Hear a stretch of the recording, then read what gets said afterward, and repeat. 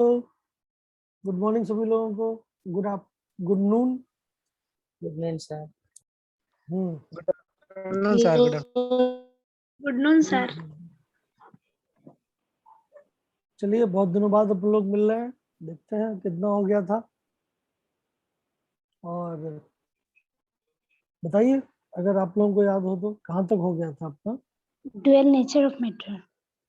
Dual nature of matter में मैंने कितना बता दिया था आपको? स्टार्ट करना था या बता दिया था? स्टार्ट करना था। स्टार्ट किया था।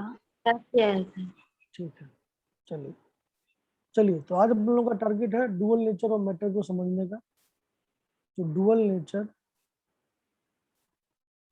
ऑफ मैटर एक्चुअली होता क्या है, आप समझिए कि नॉर्मल आपकी दुनिया में जो जो चीजें आपको दिखती हैं, जैसे जो हमारी नॉर्मल क्या कहते हैं, चीजों को एनालाइज करने की जो काबिलियत है, वो 10⁻⁻⁶ मीटर से लेके 10⁻+6 मीटर तक की चीजों के ऊपर आप न्यूटन लॉ ऑफ मोशन लगाते हो, फ्रिक्शन, ये सब चीजें देखते हो, इक्वेशंस बनाते हो, फिजिक्स में आप यही पढ़ते हो।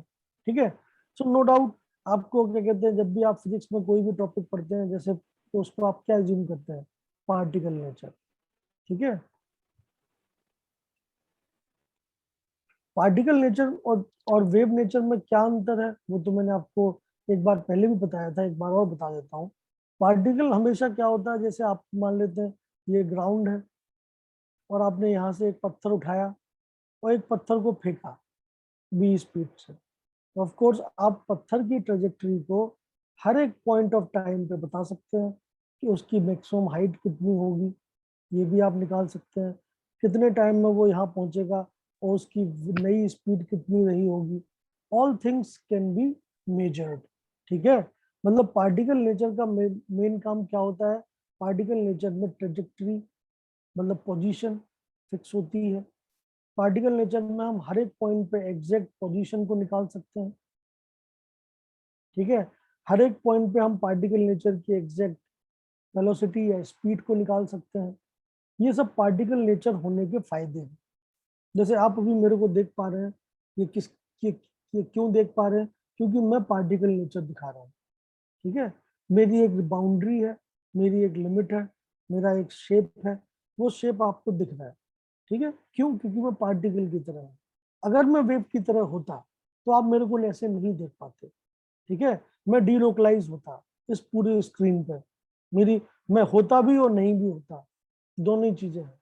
क्योंकि wave is like a disturbance, like the energy distributed inside the medium. समझ में आ रही बात?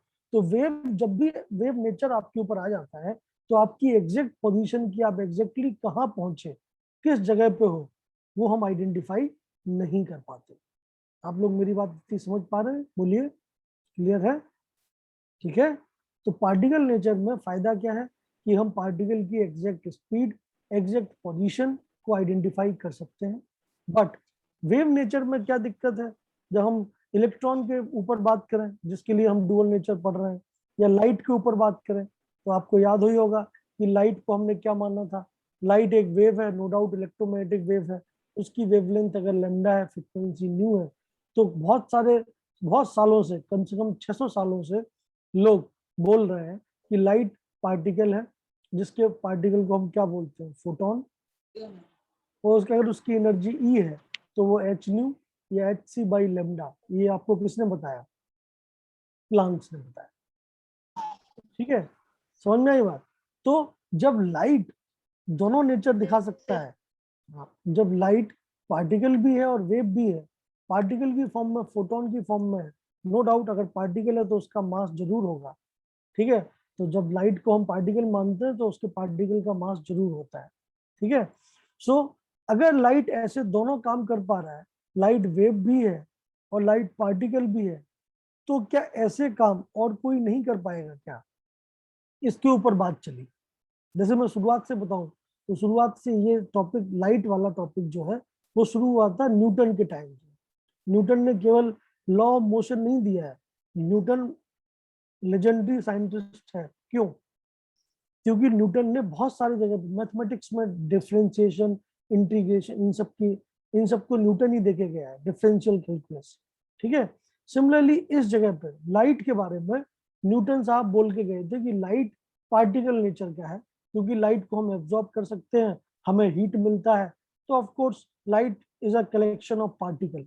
ठीक है, तो हुआ क्या, 15, क्योंकि न्यूटन बहुत ही ज्यादा पॉपुलर साइंटिस्ट था, तो किसी भी आदमी ने उसको अपोज नहीं किया, और अगले 200-300 सालों तक, इवन पिछले 100 साल पहले तक, 1924 में डी ब्रोगली आया, उसके पहले तक न्यूटन के लोगों का एक गुट था जो लाइट को हमेशा पार्टिकल मानते थे और ऐसे एक्सपेरिमेंट की खोज करते थे जिसमें लाइट पार्टिकल प्रूव हो जाए। ठीक है, ऐसे बहुत सारे एक्सपेरिमेंट है। एक एक्सपेरिमेंट है फोटो इलेक्ट्रिक इफेक्ट, जो लाइट को पार्टिकल नेचर की को प्रूव करता है। ठीक है, न्यूटन से 100 साल बाद ही एक और साइंटिस्ट आया जो बहुत बढ़िया काम किया, लेकिन पॉपुलैरिटी नहीं थी उसकी। उसका नाम था ह्यूगन। जब आप फिजिक्स में लाइट के ऊपर चैप्टर है, 2-3 चैप्टर है फिजिक्स में, जब आप पढ़ेंगे तो उस चैप्टर की शुरुआत ही होगी ह्यूगन्स प्रिंसिपल में। ठीक है, Young double slit experiment, interference, diffraction, इन सब की बात होगी। तो ह्यूगन नाम का एक साइंटिस्ट था जिसने लाइट को एज अ वेव माना, और उसने अपने एक्सपेरिमेंट कराए और प्रूव कर दिया कि लाइट वेव है। ठीक है, तो ह्यूगन बेचारा जिंदगी भर चिल्लाता रहा, चिल्लाते चिल्लाते मर गया कि लाइट वेव है, लेकिन कोई उसकी बात नहीं सुना। ठीक है, क्यों? क्योंकि पॉपुलैरिटी, जो दिखता है वो बिकता है वाली बात, पॉपुलैरिटी न्यूटन की ज्यादा थी। तो रिसेंट टाइम तक, अराउंड 1920s तक ये झगड़ा चलता रहा कि कोई बोलता था कि लाइट पार्टिकल है, देखो इस एक्सपेरिमेंट में पार्टिकल की तरह बिहेव कर रहा है, कोई बोलता था नहीं वो तो एक ही एक्सपेरिमेंट है, हमारे पास 4 एक्सपेरिमेंट है जिनमें वो वेव की तरह बिहेव कर रहा है। ऐसी डिस्कशन चलते थे। पहली बार इन सब डिस्कशंस के ऊपर क्वेश्चन मार्क जो लगा हुआ था उसको खत्म किया किसने? डी ब्रोगली नाम के आदमी। डी ब्रोगली ने बोला कि देखो भाई, तुम्हारा पर्सपेक्टिव, तुम्हारे एक्सपेरिमेंट भी अपनी जगह पे सही है और तुम्हारे एक्सपेरिमेंट भी अपनी जगह पे सही है। मतलब डी ब्रोगली बड़ा आदमी, उसने दोनों लोगों को बिठाया और कहा भैया तुम भी सही हो, तुम भी सही हो। ठीक है, सोचने का तरीका अलग अलग है, पर्सपेक्टिव अलग अलग है तो वही लाइट है। ठीक है, तो लाइट कुछ एक्सपेरिमेंट में पार्टिकल की तरह बिहेव करता है, जैसे फोटो इलेक्ट्रिक इफेक्ट, कुछ एक्सपेरिमेंट में वेव की तरह बिहेव करता है, जैसे इंटरफेरेंस, डिफ्रैक्शन, इन सब में। समझ में आ रही बात?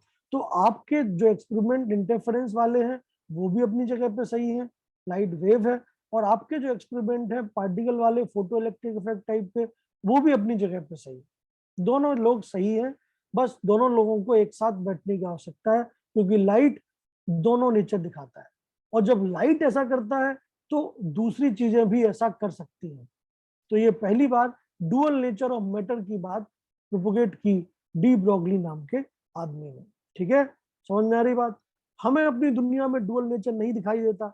हम जब जब कोई पत्थर फेंकते हैं तो उसकी एक ट्रेजेक्टरी तो फिक्स होती है, उसकी पोजीशन, उसकी वेलोसिटी को हम आइडेंटिफाई कर सकते हैं, लेकिन जैसे जैसे मास कम होता जाएगा, मोमेंटम कम होता जाएगा, जो वेव नेचर है वो बढ़ता जाएगा। तो डी ब्रोगली ने यही बोला कि नो डाउट हमारी दुनिया में डुअल नेचर हमें देखने को नहीं मिल रहा है, बट अगर आप एटॉमिक दुनिया में जाएं तो जितने भी मूविंग पार्टिकल हैं उन सब के ऊपर वेव नेचर एसोसिएटेड है और वो डोमिनेटिंग है।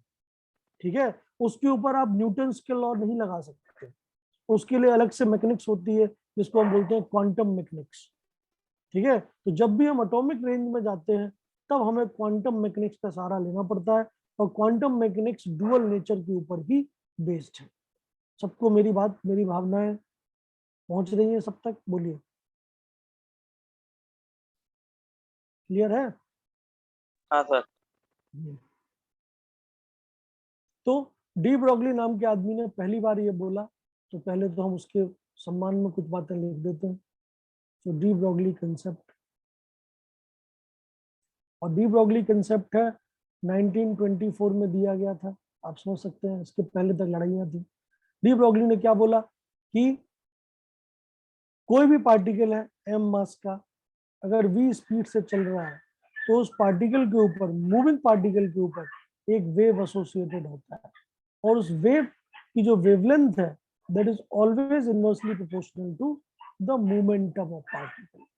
This is the thing given by de Broglie. ठीक है, थ्योरेटिकल टर्म्स में डी ब्रोगली ने क्या बोला, अगर मैं उसकी बात करूं तो ऑफ कोर्स आप थ्योरेटिकल टर्म्स में भी ये बातें बिल्कुल नोट कर सकते हैं। तो आपको मैं बताता हूं।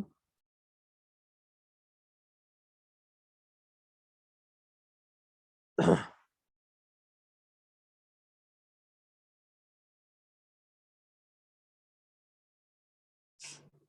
थ्योरेटिकल टर्म्स में आप बोल सकते हैं कि डी ब्रॉगली, इसको मैं साइड लाइन कर देता हूँ। So de Broglie proposed that an electron, क्योंकि इलेक्ट्रॉन ही सब एटॉमिक मूविंग पार्टिकल है, like light behaves both as a particle and as a wave. This is dual nature. ठीक है, तो ये तो पहला पॉइंट। दूसरा पॉइंट क्या क्या क्या बोला गया? Before a particle of mass m moving with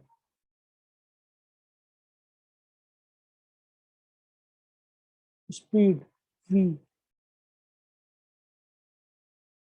the wavelength associated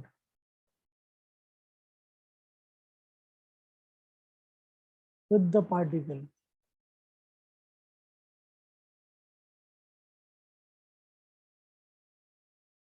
is defined as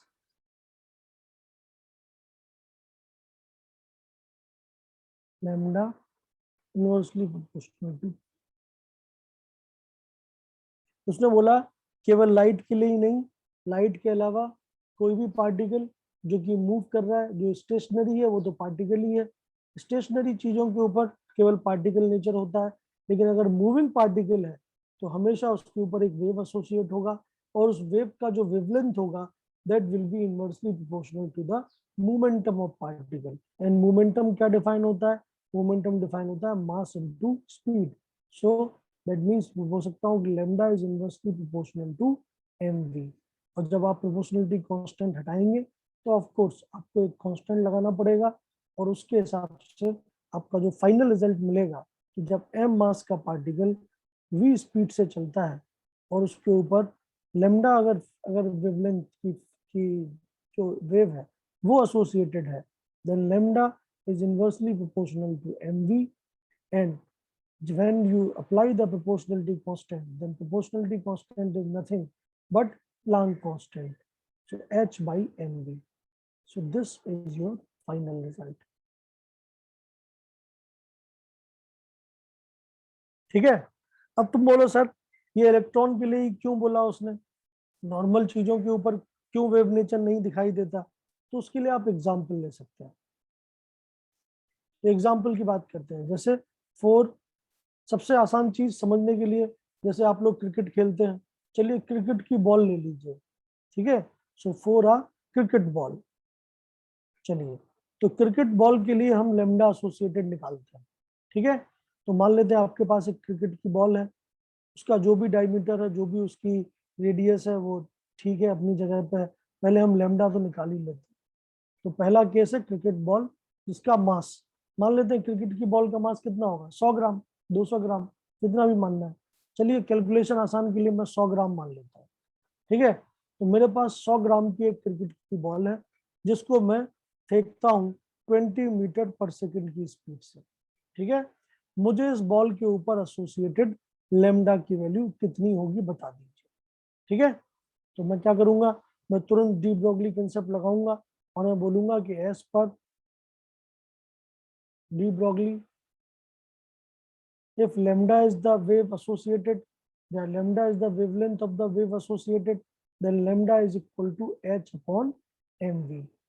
ठीक है, h की वैल्यू कितनी होती है 6.625 इंटू 10⁻34 डिवाइड बाई मास कितना है 100 ग्राम, मतलब 0.1 kilogram, mks unit system 0.1, and speed कितना है 20 मीटर पर सेकेंड। आप सॉल्व करिए, आपको मीटर्स में आंसर मिलेगा। जैसे ही आप सॉल्व करेंगे आपको आंसर मिलेगा 6.625 divide by 2 into 10⁻34 metre. That means that will be around 3.3125 into 10⁻34 meter। ये आ रहा है लैम्डा। अब इमेजिन करिए क्रिकेट की बॉल की साइज कितनी होगी। क्रिकेट की बॉल की साइज कम से कम डायमीटर सेंटीमीटर में तो होगा ही होगा। बोलिए क्रिकेट की बॉल इतनी बड़ी तो होगी, अगर उसका डायमीटर या रेडियस आप निकालें तो उसकी साइज सेंटीमीटर्स के ऑर्डर में आएगी। कम से कम 5-10 सेंटीमीटर तो होगा ही उसका रेडियस। बोलिए होगा या नहीं? ठीक है, तो आपकी साइज है सेंटीमीटर में, मतलब आपकी साइज है 10⁻⁻² मीटर के ऑर्डर में, और आपके ऊपर जो वेव आ रही है एसोसिएटेड वो 10⁻34 मीटर के ऑर्डर में आ रही है। तो बताइए क्या आप उसे देख पाएंगे? बोलिए 10⁻34, आपकी साइज है 10⁻² मीटर के ऑर्डर में, सेंटीमीटर्स में है। ठीक है, तो 10⁻² वाली चीज के ऊपर अगर 10⁻34 वाली वेव होगी भी तो क्या वो आपको दिखाई देगी? That is negligible. कितनी छोटी वेव है, 10⁻32 टाइम्स छोटा वेव। समझ रहे हो कितना जीरो, एवोगैड्रो नंबर से भी 10 जीरो ज्यादा। समझ रहे हो या नहीं समझ रहे हो? दैट मीन्स जो वेव एसोसिएटेड है दैट इज इनसिग्निफिकेंट। समझ में आ रही बात? इसीलिए जो पार्टिकल मैसिव होते हैं, जो आपके दुनिया में पार्टिकल पाए जाते हैं, उनके ऊपर वेव एसोसिएटेड नेग्लिजिबल होती है, उनके ऊपर डुअल नेचर नहीं दिखाई देता। समझ में आ रही बात है नहीं आ रही है? मैंने एक एग्जाम्पल लिया क्रिकेट की बॉल का। ठीक है, तो क्रिकेट की बॉल पे भी जो लैम्डा एसोसिएटेड आ रहा है वो इतना माइन्यूट है कि आप उस चेंज को नोट नहीं कर पाएंगे। समझ में आई बात? मैं क्रिकेट की बॉल की एग्जैक्ट पोजीशन, एग्जैक्ट वेलोसिटी निकाल सकता हूँ। आप कोई भी मैच देखते हो तो उसमें आता है ना, जब थर्ड एम्पायर देखता है बॉल कहाँ गिरी, कहाँ जाके विकेट विकेट में टकराएगी या नहीं टकराएगी, ये सब क्या है? प्रॉपर टाइप कैलकुलेशन है, ट्रेजेक्टरी कैलकुलेशन है, फिजिक्स है। समझ रहे हो मेरी बात? वहां पे बॉल को पार्टिकल नेचर का ही माना गया है, वेव नेचर नहीं माना जा सकता। क्यों? क्योंकि जो वेव एसोसिएटेड है that is negligible in front of the size of the ball. मेरी बात आप लोग तक पहुंच पा रही है नहीं? बोलिए आपके neural network. Yes sir. Very good. ठीक है, चलिए अब मैं इस बॉल को रिप्लेस कर देता हूं किससे? इलेक्ट्रॉन्स। ठीक है, सेम तरीके से। तो केस 2 में लेता हूं, 4 an electron in first Bohr orbit of hydrogen atom। चलिए इलेक्ट्रॉन के ऊपर आप पार्टिकल मानते हुए लैम्डा निकालिए। देखिए इलेक्ट्रॉन के ऊपर कितना आता है। तो आप जानते हैं हाइड्रोजन एटम है, फर्स्ट ऑर्बिट में जो इलेक्ट्रॉन है, ये अगर आपका इलेक्ट्रॉन है तो इलेक्ट्रॉन का मास तो आप पहले से जानते हैं, और फर्स्ट ऑर्बिट में जो स्पीड होती है v0, क्योंकि स्पीड क्या होती है, vn is equal to v0 z/n। अगर फर्स्ट ऑर्बिट है हाइड्रोजन एटम है तो z की वैल्यू 1 हो गई, n की वैल्यू 1 हो गई, तो v कितना निकल के आएगा, v0 के बराबर। और v0 की वैल्यू कितनी होती है आप जानते हैं, 2.18 इंटू 10 पावर कितना 6 मीटर पर सेकेंड। याद है आपको वैल्यू? फॉर्मूले हमने ये बनाई थे रेडियस के, वेलोसिटी के, एनर्जी के, बोर्स मॉडल में। चलिए अगर मैं इसके ऊपर निकालना चाहूँ कि कितने वेवलेंथ, कितनी मतलब वेवलेंथ एसोसिएटेड है, तो अगर मैं इसकी बात करूँ तो देखिए मैं कैसे निकाल पाऊंगा। तो ऑफ कोर्स इलेक्ट्रॉन के लिए मास ऑफ इलेक्ट्रॉन है आपके पास, और उसकी स्पीड मुझे पता है v0। तो जो एसोसिएटेड वेव है उसकी वेवलेंथ अगर मैं लैम्डा मानूं तो as per de Broglie lambda is equal to h/m/e v0। h की वैल्यू डाल दीजिए 6.625 इंटू 10⁻34, सब MKS या SI यूनिट सिस्टम में डाल रहा हूँ। मास ऑफ इलेक्ट्रॉन कितना होता है 9.1 इंटू 10⁻31 किलोग्राम। वेलोसिटी कितनी है 2.18, 2 ही मान लीजिए, 10⁻6 मीटर पर सेकंड, इतने मीटर्स में आए। तो लेमडा की वैल्यू निकालिए जरा, तो लेमडा की वैल्यू कितनी आएगी, 6.625 को अलग कर लीजिए, 9.1 को अलग कर लीजिए, 2.18 को अलग कर लीजिए, ये सब अलग हो जाएंगे। और 10 की पावर में कितना आएगा, ऊपर है -34, नीचे है -31 और 10⁻6। आप देखेंगे तो ये कितना आएगा, 10⁻31, ये बचेगा 3, और ये 10⁻6 नीचे से ऊपर जाएगा -9, आ जाएगा 6.625 divide by 9.1 into 2.18 into 10⁻9 metres. Of course नीचे वाला टर्म बड़ा है ऊपर वाले से, तो ये अराउंड 10⁻⁻10 मीटर्स की ऑर्डर में आएगा, मतलब एंगस्ट्रम की ऑर्डर में। और आप जानते हैं 10⁻10 मीटर की ऑर्डर में अगर वेवलेंथ आ रही है तो वो इलेक्ट्रॉन की साइज से कई गुना बड़ी है। समझ पा रहे हैं या नहीं? क्यों? क्योंकि हाइड्रोजन एटम की फर्स्ट ऑर्बिट की रेडियस कितनी होती है? 0.529 एंगस्ट्रम होती है नहीं? तो एटॉमिक रेंज में आ गई, मतलब इसके ऊपर जो वेव एसोसिएटेड है that is lambda is very very greater than the size of electron itself. समझ में आ रही बात? और जब आपके ऊपर वेव एसोसिएटेड आपकी खुद की साइज से बड़ी है तो फिर आप पार्टिकल नेचर दिखाई नहीं सकते, आपको पार्टिकल के साथ साथ वेव नेचर भी दिखाना पड़ेगा। Wave nature will be the dominating nature of electron. यही ड्रॉबैक है किसका? बोर्स मॉडल का, क्योंकि बोर्स मॉडल में वेव नेचर को माना ही नहीं गया है। समझ में आ रही बात? बोलिए, क्लियर? तो normal day to day life वाली चीजों पे वेव नेचर इनसिग्निफिकेंट होता है, बट जैसे हम क्या कहते हैं इलेक्ट्रॉन या सब एटॉमिक रेंज में जाते हैं वैसे ही मूविंग पार्टिकल के ऊपर एसोसिएटेड वेव एटॉमिक साइज में आने लग जाता है। और जब वो एटॉमिक साइज में आएगा then it is not negligible, it is highly significant. That means अभी तक आपने बोर्स मॉडल का इस्तेमाल करके जो फिगर सोचा था अपने दिमाग में कि एटम ऐसा कुछ दिखेगा कि ये आपका एटम है, ये Ze चार्ज है और ये आपका इलेक्ट्रॉन है nth ऑर्बिट में Rn रेडियस पे, और आपका इलेक्ट्रॉन कंटिन्यूसली एक सर्कल में घूमता रहता है। यही पढ़ा था आपने। मैं उतना अच्छा आर्टिस्ट नहीं हूँ, मैं पूरा सर्कल नहीं बना पा रहा, लेकिन हाँ कोशिश कर रहा हूँ। तो मान लेते हैं आपने ये एक्सपेक्ट किया था कि ये होगा electron. This is the normal indication that you have learned in Bohr's model, है कि नहीं? तो जो ब्लू कलर वाला जो सेक्शन है this is the ideal case, ideal Bohr's model. लेकिन जब हम ये समझ गए कि इलेक्ट्रॉन पार्टिकल है ही नहीं, इलेक्ट्रॉन के ऊपर वेव नेचर है, वो भी डोमिनेटिंग है, तो क्या इलेक्ट्रॉन कभी सीधी रेखा में इस क्या कहते हैं सर्कल पे चल पाएगा? नहीं। इलेक्ट्रॉन के ऊपर associated lambda is very very high than size. That means electron जब भी मूव करेगा इस टाइप की वेव फ्रंट की फॉर्म में मूव करेगा। समझ में आ रही बात? इस टाइप की वेव्स बनाएगा। So this is the real motion of electron. Clear है? ठीक है, समझ में आ रही बात? So this is the thing that you should learn.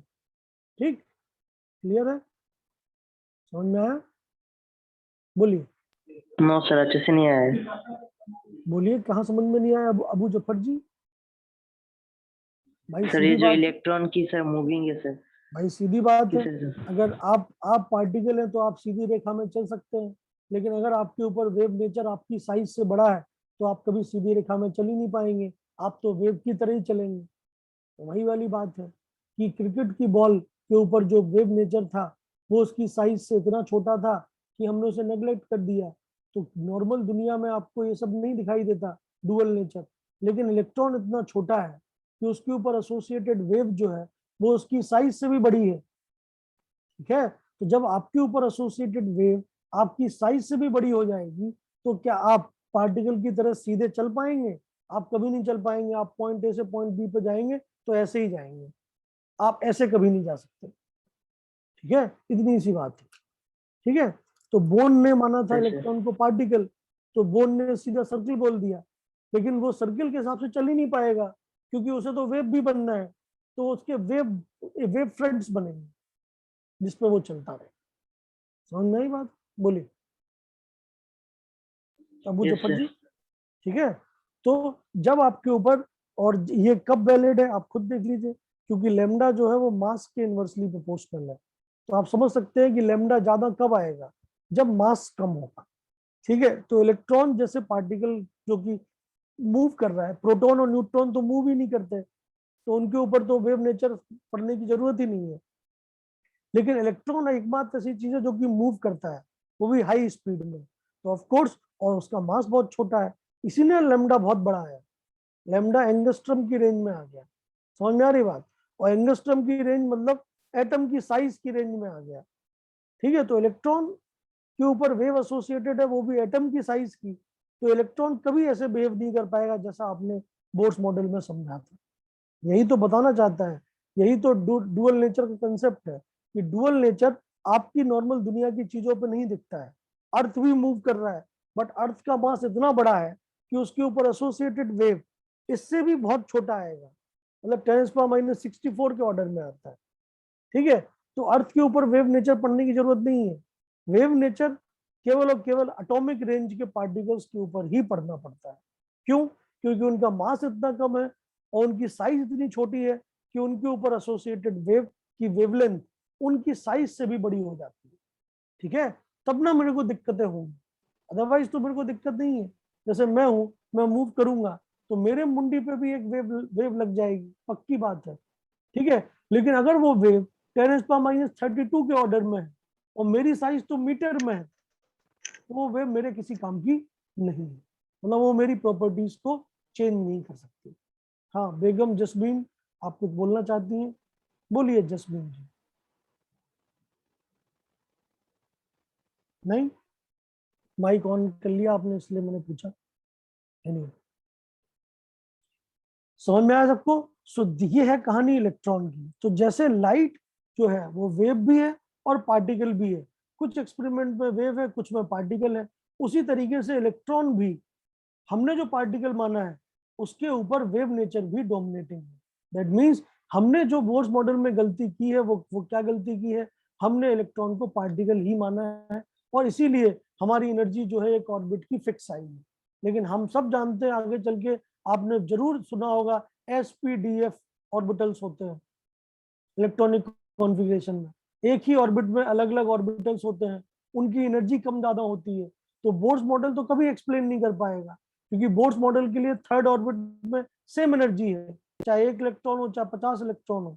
ठीक है, लेकिन हम जानते हैं कि थर्ड ऑर्बिट में 3s होता है, 3p होता है, 3d होता है, और सबसे कम एनर्जी 3s की होती है, सबसे ज्यादा 3d की होती है।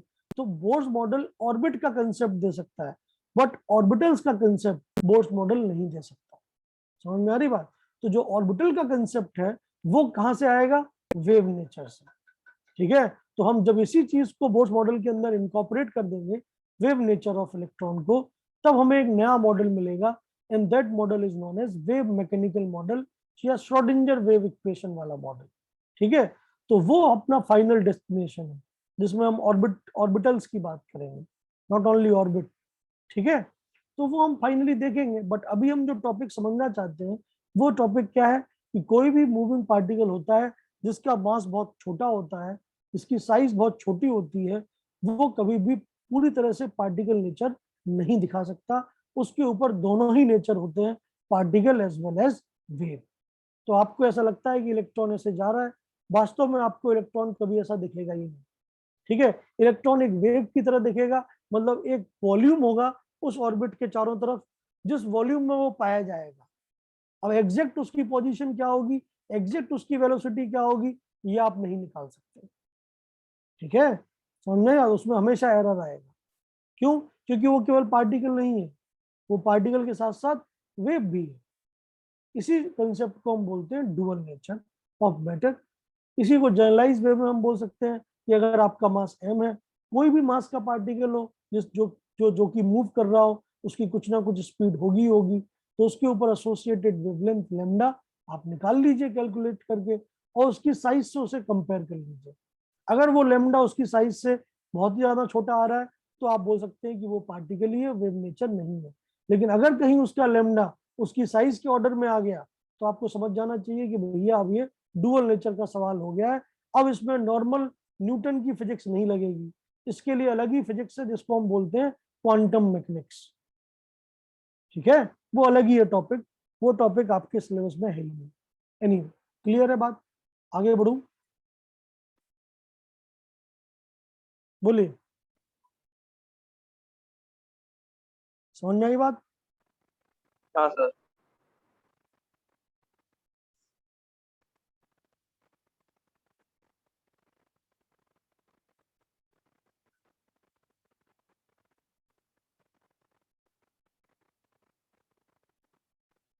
दूसरी फॉर्म्स की बात करते हैं।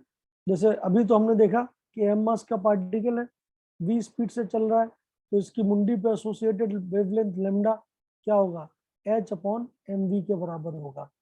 ये तो हम देख चुके हैं अभी अभी, डी ब्रोगली इक्वेशन यही है।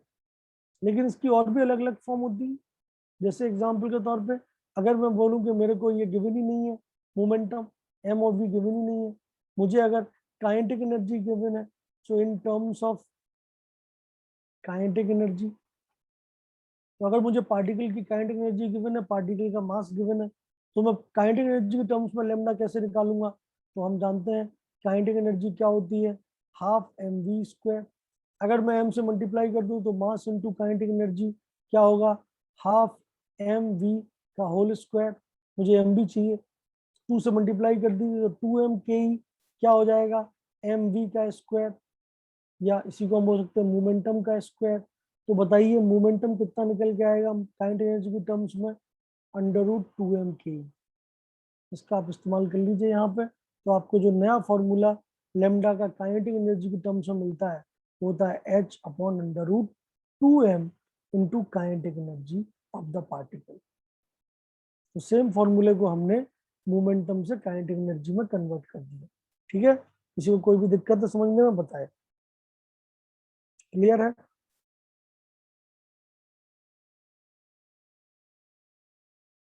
ठीक है, तो मैथमेटिक्स से बेसिक मोमेंटम, मोमेंटम गिवन नहीं है सीधा, m और v गिवन नहीं है, वेलोसिटी नहीं गिवन है, लेकिन मास पता है और काइनेटिक एनर्जी पता है, तो फिर क्यों हम फालतू में पहले काइनेटिक एनर्जी से v निकालेंगे, हम सीधा ये वाला फॉर्मूला लगा सकते हैं। क्लियर? बोलिए, समझ में आया?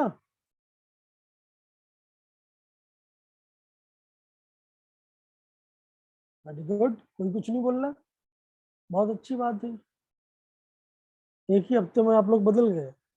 ओके, दूसरा B part, in terms of electrostatic potential energy.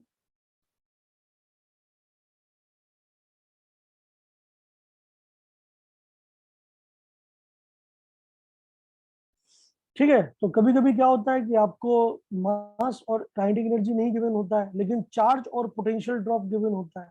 ठीक है, तो energy can neither be created nor be destroyed. जो भी काइनेटिक एनर्जी है that can be converted into electrostatic potential energy. ठीक है, तो ये बात तो पक्की है कि एनर्जी कंजर्वेशन तो हमेशा होगा। On the basis of energy conservation what I can say that kinetic energy will be same as what, the electrostatic potential energy. ठीक है, और काइनेटिक एनर्जी कितना होता है, हाफ mv², और इलेक्ट्रोस्टैटिक पोटेंशियल एनर्जी या इलेक्ट्रिक वर्क डन कितना होता है, यहाँ मैं बोल सकता हूँ work done in electric field. ठीक है, वो कितना निकल के आता है, हमेशा याद रखिए वर्क डन इलेक्ट्रिक फील्ड होता है charge multiply by potential drop. तो वो हो सकता है Q इंटू वी, अगर चार्ज की फॉर्म में और वोल्टेज की फॉर्म में गिवन हो, जहाँ पे Q क्या होता है, चार्ज, एंड v क्या होता है, वेलोसिटी नहीं है, ये क्या है, वोल्टेज डिफरेंस, या इसी को हम बोलते हैं पोटेंशियल डिफरेंस। समझ में आ रही बात? तो अगर मुझे इस फॉर्म में गिवन होगा कि चार्ज उस पार्टिकल पे q है और उसे पोटेंशियल डिफरेंस v से एक्सेलरेट कराया गया है, तो फिर मैं लेमडा को चार्ज और पोटेंशियल ड्रॉप की फॉर्म में √2m काइनेटिक एनर्जी की जगह पे qv लिख सकता हूँ। तो ये लेमडा के अलग अलग केस में अलग अलग फॉर्मूलेज यूज हो सकते हैं। ठीक है, समझ में आ रही बात?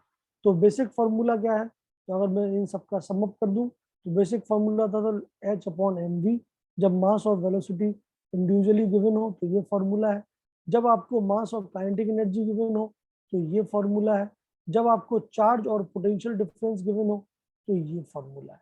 तो ये एक कलेक्टिव फॉर्मूला का सेट मैंने आपको बना के दे दिया है, इसको आप जरूर याद करिए, क्योंकि सीधा न्यूमेरिकल आ सकता है।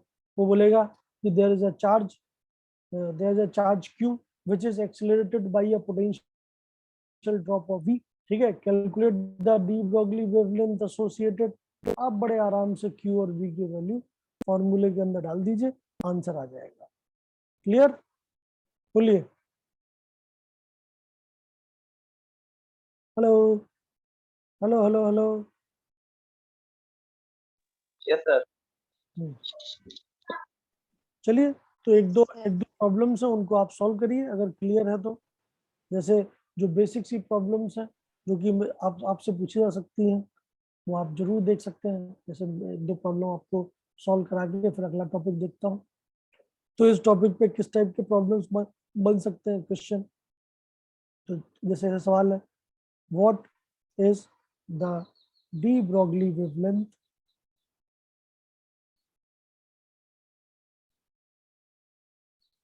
associated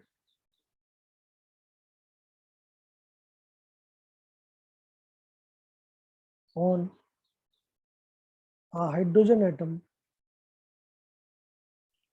moving with a speed of 2000 metre पर सेकेंड। ठीक है, चलिए आपको अगर यही सवाल सॉल्व करना है, कैसे सॉल्व करेंगे बताइए, कर पाएंगे? बोलिए। सबसे पहले क्या करना है आपको, अगर आपको डी ब्रॉगली वेवलेंथ निकालनी है तो मनी मन में आपको फॉर्मूला तो पता होना ही चाहिए कि लैम्डा होता है h अपॉन mv के बराबर। मतलब h तो हमें जानते ही है, प्लैंक कांस्टेंट है। ठीक है, अगर मास की बात की जाए तो मास मिल जाए मुझे और वेलोसिटी मिल जाए। वेलोसिटी तो गिवन है, केवल मास ही ढूंढना है। तो मास कैसे निकलेगा? अब की बार इलेक्ट्रॉन नहीं, अब की बार क्या है, हाइड्रोजन एटम। तो हाइड्रोजन एटम जो भी है आपके पास, उसका आप मास निकाल लीजिए। तो मास कितना होगा, हाइड्रोजन एटम का एटॉमिक मास कितना होता है, 1। तो 1 AMU ये आपका मास है। और ये स्पीड चल रहा है कितना, 2000 मीटर पर सेकेंड। लेमडा आपको निकालना है। तो आंसर आंसर आ गया। आप बड़े आसानी से आप लेमडा निकाल सकते हैं। तो बोलिए क्या आएगा, lambda is equal to h upon mv। ठीक है, h की वैल्यू कितनी होगी, 6.625 इंटू 10⁻34। m की वैल्यू कितनी होगी बताइए, 1 AMU कितना होता है, 1 AMU की वैल्यू कितनी होती है, एटॉमिक मास यूनिट। 1 AMU होता है 1.67 इंटू 10⁻27 किलोग्राम। 1 AMU मतलब मास ऑफ प्रोटॉन या mass of neutron, same. So 1 AMU की वैल्यू डाल दीजिए। सो 1.67 इंटू 10⁻27 किलोग्राम। याद रखिए यूनिट सिस्टम एक ही फॉलो करना चाहिए। फिजिक्स वाले सर ने भी आपको हमेशा बोला होगा कि आप अलग अलग वैल्यूज को अलग अलग यूनिट्स में नहीं डाल सकते। अगर आप ऐसा यूनिट फॉलो कर रहे हैं तो ऐसा ही करिए, MKS कर रहे हैं तो MKS करिए, CGS कर रहे हैं CGS करिए, आपकी मर्जी है। वेलोसिटी कितना गिवन है, 2000। सॉल्व कर लीजिए, आपका आंसर आ जाएगा। इतना आसान सवाल था। ठीक है, बोलिए। ठीक है, जब आप Yes, सॉल्व sir. कर निकालेंगे तो ये वैल्यू निकल के आएगी अराउंड 1.97 एंगस्ट्रम। एंगस्ट्रम मतलब आप जानते ही हैं 1 एंगस्ट्रम किसके बराबर होता है, 10⁻10 मीटर के। ठीक, इतनी वैल्यू आएगी। कभी कभी क्या होता है कि आपको मास और वेलोसिटी नहीं गिवन होती है, चार्ज और पोटेंशियल डिफरेंस गिवन होता है। तो इस टाइप के सवाल भी रिसेंट टाइम में काफी बार पूछे गए। तो एक सवाल मैं आपको करके दिखाता हूँ। जैसे सवाल है, calculate the de Broglie wavelength associated with an electron accelerated through a potential difference of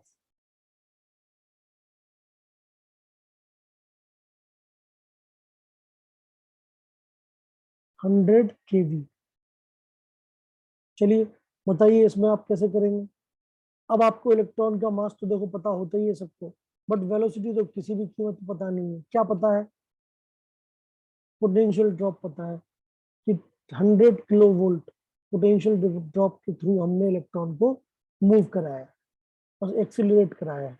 अब बताइए लेमडा एसोसिएटेड कितना होगा, बोलिए, कर पाएंगे?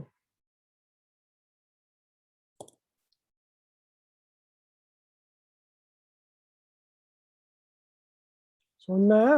बोलिए, कौन सा वाला फॉर्मूला लगेगा? थर्ड वाला। बिल्कुल सही बात है, थर्ड वाला फॉर्मूला लगेगा।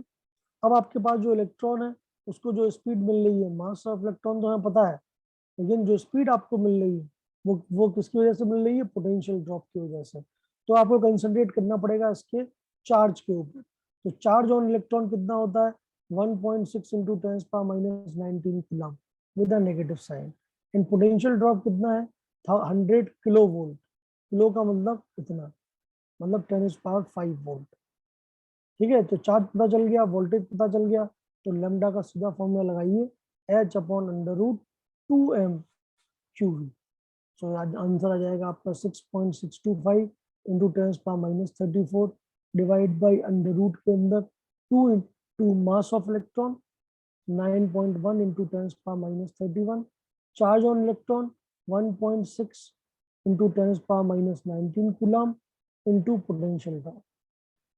सॉल्व कर लीजिएगा, थोड़ा लंबा कैलकुलेशन होगा, तो 10 वाली पावर को एकदम अलग करके लिखिएगा ताकि आसानी से सॉल्व हो पाए, और आप सॉल्व कर लीजिएगा और बड़े आराम से आपको आंसर मिल जाएगा।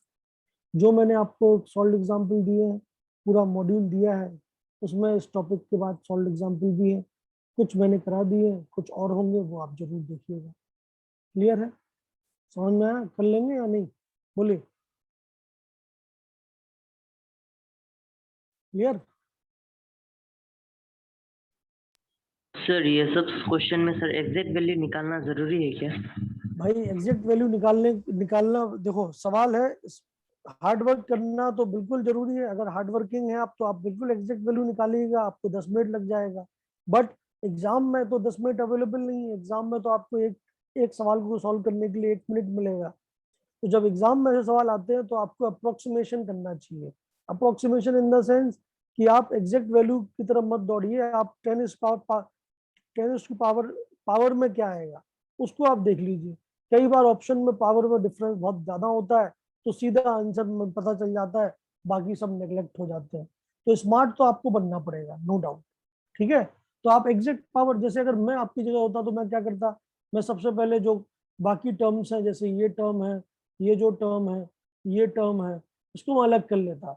मैं क्या लिखता, 6.625 डिवाइड बाई अंडर रूट के अंदर क्या आ रहा है, 2 इंटू 9.1 इंटू 1.6। रिमेनिंग टर्म को मैं अलग कर देता। रिमेनिंग टर्म था 10⁻34 ऊपर, और यहाँ पे था अंडर रूट के अंदर कितना, 10⁻31, और ये दोनों मिला के कितना हो जाएगा, -19 + 5, मतलब 10⁻14 होगा या नहीं, बोलिए। होगा ठीक, सर। अब फिर मैं क्या करता, इसको मैं बाद में बात के लिए होल्ड पर रखता, वो सॉल्व करने की जरूरत नहीं है, पहले मैं इसके ऊपर कंसंट्रेट करूँ। तो ये कितना निकल के आता, ऊपर है 10⁻34, नीचे अंडर रूट के अंदर कितना आएगा, 31 और 14, दोनों जुड़ के कितना होगा, 45 होगा। 45 मेरे को नहीं चाहिए, तो मैं क्या करूंगा, मैं क्योंकि 45 का अंडर रूट नहीं निकल सकता, अगर ये इवन नंबर होगा तो अंडर रूट निकल जाएगा। ठीक है, तो मैं एक अंडर रूट 10 को और बाहर कर देता हूँ अलग से, और इसको टोटल मिला के 10⁻46 लिख देता हूँ। जैसे ही मैं 10⁻46 लिखूंगा, ये बाहर निकल आएगा, तो ऊपर मिलेगा 10⁻34 और नीचे मिलेगा 10⁻23। तो 23 34 कैंसिल हो गए, 10⁻11। तो आंसर 10⁻11 के ऑर्डर में आना चाहिए। ठीक है, इतना मुझे आइडिया लग जाएगा। ठीक है, मतलब 10 11 10 12 10 11 12 के ऑर्डर में आना चाहिए। मैं तुरंत ऑप्शन ढूंढूंगा और देखूंगा कि अगर मेरे ऑप्शन में एक ही ऑप्शन ऐसा है जो कि 11 के आसपास है, तो मेरा आंसर आ गया, मुझे सॉल्व करने की जरूरत नहीं है। This is smart work. ठीक है, इंटेलिजेंट गैसिंग। ठीक है, क्लियर है बात भाई साहब। तो क्योंकि आपको सब्जेक्टिव पेपर नहीं करना है, आपके सवालों में हमेशा आंसर सामने होगा ही होगा। आंसर ढूंढना अपने आप में एक आर्ट है। तो आंसर दो तरीके हैं, या तो पूरी मेहनत करो गधों की तरह और ढूंढते रहो। ठीक है, जनरली एग्जामिनर भी जानता है कि 1 मिनट में ये कैलकुलेशन नहीं हो सकता। ठीक है, तो हमेशा ऑप्शन ऐसे ही देगा, एक ऑप्शन देगा 10⁻8 मीटर, एक देगा 10⁻13 मीटर, एक देगा 10⁻9 मीटर, ऐसे, और एक देगा 10⁻11 या 10 के ऑर्डर में। तो जो 11 के आसपास जो उस ऑर्डर में आ रहा है वो टिक हो गया, खत्म। समझ में आई बात, क्लियर। चलिए, तो इस टाइप के सवाल बिल्कुल आ सकते हैं। अपार्ट फ्रॉम दैट एक सवाल और भी अलग टाइप का पूछा जाता है, चलिए वो भी हम डिस्कस कर ही लेते हैं। तो एक टाइप का सवाल जो और ज्यादा रिसेंट टाइम में पूछा गया है वो होता है क्या, नंबर ऑफ वेव्स। क्योंकि जब डुअल नेचर है तो इलेक्ट्रॉन वेव नेचर दिखा रहा है, तो मैंने आपको अभी फिगर दिखाया ही था कि इलेक्ट्रॉन कायदे से आपका जो एटम है वो ऐसा होना चाहिए ब्लू कलर का, लेकिन हो जाता है रेड कलर का। तो रेड कलर वाले में देखिए यहां से लेके यहां तक एक लैम्डा है, ठीक है, यहां से लेके यहां तक ये दूसरा लैम्डा के बराबर है डिस्टेंस, है या नहीं बोलिए। यहाँ से लेके यहाँ तक ये पूरी एक वेव बन रही है, ये अगेन एक लैम्डा है, समझ रहे हो नहीं। तो आजकल के लोग क्या है, नंबर ऑफ वेवलेंथ भी पूछने लग गए हैं, तो उसके ऊपर भी सवाल बनता है। तो मैं वही आपको बता रहा हूँ कि number of waves formed by an electron moving in nth orbit of hydrogen like atom। Bohr's model के ऊपर ही सवाल, ठीक है। तो ये सवाल क्या पूछता है आपसे कि भैया किसी भी ऑर्बिट में, जैसे मान लेते हैं आपके पास कोई भी एटम है, हाइड्रोजन लाइक एटम Z, और किसी भी nth ऑर्बिट में आपका इलेक्ट्रॉन जो है वो मूव कर रहा है, ठीक है। अब अगर ये पार्टिकल नेचर होता तो बात अलग होती, तब तो ये सवाल पॉसिबल ही नहीं है। लेकिन अब हम जानते हैं कि डुअल नेचर की वजह से ये इलेक्ट्रॉन अब क्या है, वेव नेचर का भी है। तो लोग जो आपसे सवाल पूछेंगे वो पूछेंगे बताओ इस इलेक्ट्रॉन ने टोटल कितनी वेव्स बनाई इस ऑर्बिट में घूमते घूमते, मतलब ये जो पर्टिकुलर वेव बन रही है टोटल कितनी वेव बनेगी, तब जाके ये पूरे पूरे ऑर्बिट को कवर कर लेगा। That means number of waves, यहाँ से लेके यहाँ तक एक वेव, फिर ये दूसरी वेव, फिर ये तीसरी वेव, फिर ये चौथी वेव, फिर ये पांचवी, फिर ये छठवीं और ये सातवीं, इस टाइप से। तो आपका इलेक्ट्रॉन जो है वो nth ऑर्बिट में nth ऑर्बिट में है, आपको बताना है कि बताइए कितनी वेव्स बनेंगी, ठीक है। तो सबसे पहले आप कैसे करेंगे, ऑर्बिट नंबर आपका nth है, लेट अस अज्यूम कर लीजिए, let us assume electron is making p waves. मान लिया कि ऐसी p वेव्स बनेंगी पूरी पूरी, तब जाके ये पूरा का पूरा ऑर्बिट जो है वो ऑर्बिट का सर्कमफेरेंस कवर कर लेगा, ठीक है। आप बताइए अगर वो p वेव बनाता है तो एक वेव बनाने में डिस्टेंस ट्रेवल होती है कितनी, लैम्डा। दैट मीन्स उसने पूरे सर्कल को ट्रेवल किया है कितनी डिस्टेंस में, p इंटू लैम्डा, ठीक है। तो मैं क्या लिख सकता हूँ कि सर्कमफेरेंस अगर p वेव बनाता है तो circumference of that orbit should be equal to p times of lambda। and ये रेडियस की टर्म्स में कितना आएगा सर्कमफेरेंस, अगर rn रेडियस का सर्किल है तो 2 पाई rn। So this is your first equation जब मैं डुअल नेचर को लेता हूं, ठीक है, समझ में आ रही बात। और मुझे तो p की वैल्यू निकालनी है, मैं जानता हूं कि जो लैम्डा है अगर ये इलेक्ट्रॉन डुअल नेचर का है तो इसके ऊपर एसोसिएटेड जो लैम्डा है उसकी वैल्यू मैं जानता हूं। We know as per de Broglie कि लैम्डा क्या होता है h अपॉन एम वी, मतलब इस केस में हो जाएगा h upon M E V N. Second equation use कर लिए, सेकेंड इक्वेशन को फर्स्ट इक्वेशन में लैम्डा की जगह पे यूज कर लीजिए, तो आपको क्या मिलेगा, यूजिंग 2 in 1 आपको मिलेगा p lambda is equal to 2 pi R N था, लैम्डा की जगह पे आपने डाल दिया p इंटू लैम्डा की जगह पे क्या आएगा h upon M E V N, and that should be equal to 2 pi R N. आप थोड़ा ढंग से देखिए इसको, ये क्या लिखा हुआ है, पी एच ये आप अलग ले लीजिए, एम ई वी एन को उस तरफ ले जाइए, तो आपको क्या मिलेगा 2 pi M E V N R N. याद करिए बोर्ड्स मॉडल का पहला पोस्टुलेट क्या बोलता है, as per boards model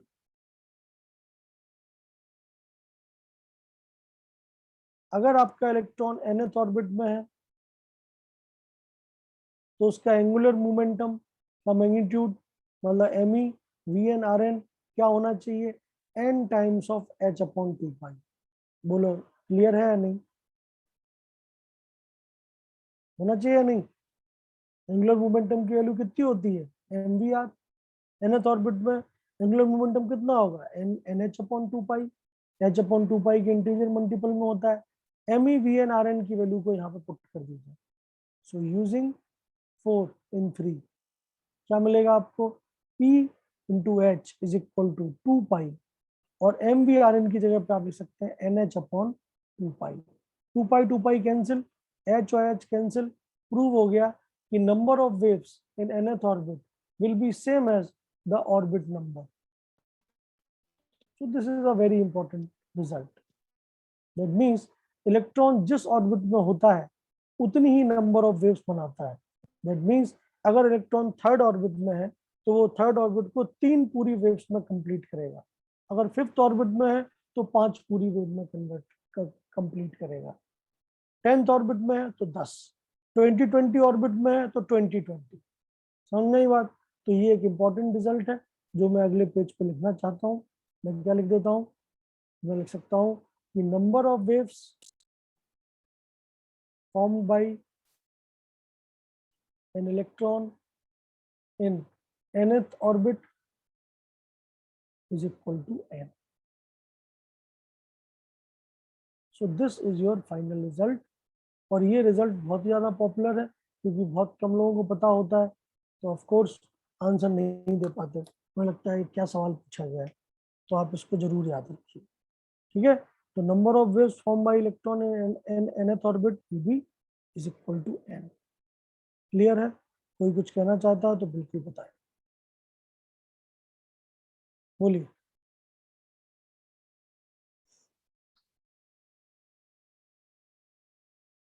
clear है? Yes, sir. तो जैसे अगर मैं बोलूं कि बताओ 10th ऑर्बिट में कितने, क्वेश्चन बताइए 10th ऑर्बिट में अगर आपका इलेक्ट्रॉन है तो कितनी वेव्स बनाएगा? बोलिए। 10 10। बोलिए अगर मैं बोलूं कि इलेक्ट्रॉन 20th एक्साइटेड स्टेट में है तो कितनी वेव बनाएगा? 20 गलत, एक्साइटेड स्टेट की बात कर रहा हूँ। ओ एग्जैक्ट 21, क्योंकि पहली ऑर्बिट होती है ग्राउंड स्टेट, उसके अलावा फिर आती है जब n equal to 1 ground state है तो n इक्वल टू 2 होती है पहली एक्साइटेड स्टेट। समझ में आ रही बात? तो नंबर n निकलता है एक्साइटेड स्टेट का नंबर प्लस 1 हमेशा। ठीक है, तो 21 आंसर आएगा। क्लियर है? बोलिए, समझ में आ रही बात? बोलो बोलो। Yes, sir. तो ये एक स्टैंडर्ड रिजल्ट है, याद रखिए। फंसा सकता है आपको एक्साइटेड स्टेट बोल के, बामर सीरीज, पास्चन सीरीज बोल के फंसाया जा सकता है आपको, नो डाउट। और आप फंस भी जाएंगे जैसे अभी फंस गए थे। मैंने 20th एक्साइटेड स्टेट बोला है, ठीक है, ऑर्बिट नहीं बोला है। आपको हमेशा ऑर्बिट नंबर निकालना है। ठीक, ओके। सो ये हो गया बेसिक आइडिया आपका डुअल नेचर का। अब जैसे ही डुअल नेचर का बेसिक आइडिया हो जाता है तो फिर डिस्कशन स्टार्ट हो जाते हैं कि भैया चलो ठीक है, डुअल नेचर है, बट लाइट का अभी तक आपने केवल वेव वेव नेचर ही देखा है, इंटरफेरेंस हो, डिफ्रैक्शन हो, इन सब में। क्या कोई ऐसा एक्सपेरिमेंट है जिसमें लाइट पार्टिकल नेचर की देखी जाए? तो ऑफ कोर्स ऐसा एक बहुत ही फेमस एक्सपेरिमेंट है जो हमें बिल्कुल देखना चाहिए, और उसका नाम है फोटो इलेक्ट्रिक इफेक्ट। ठीक है, तो आज हम बिल्कुल फोटो इलेक्ट्रिक इफेक्ट के बारे में पढ़ेंगे, बेसिक आइडिया लेंगे। ठीक है, फिर हमें वेव नेचर भी देखना पड़ेगा। उसके लिए जो रूल है वो होता है हाइजेनबर्ग अनसर्टेनिटी प्रिंसिपल, जो हम अगली क्लासेस में पढ़ेंगे। बट आज हमें कम से कम basic idea photoelectric effect का होना चाहिए। ठीक है, सो फोटो इलेक्ट्रिक इफेक्ट का जो बेसिक आइडिया है वो हम अभी लेते हैं। ठीक है, तो उसको लेने के लिए मैं आपको बने बनाए नोट्स, क्योंकि बनाने में बहुत समय लगेगा और उतना समय है नहीं, और एग्जाम में आपका फोटो इलेक्ट्रिक इफेक्ट आएगा, तो इसलिए मैं आपको समझाने की पूरी कोशिश करता हूँ। नोट्स तो देखो मैंने आपको पहले ही से ही बना बना के दे रखे हैं। ठीक है, पूरा का पूरा सेटअप आपके पास है, समझने पे ध्यान दीजिए, लिख तो आप लेंगे ही बाद में। ठीक है, चलिए।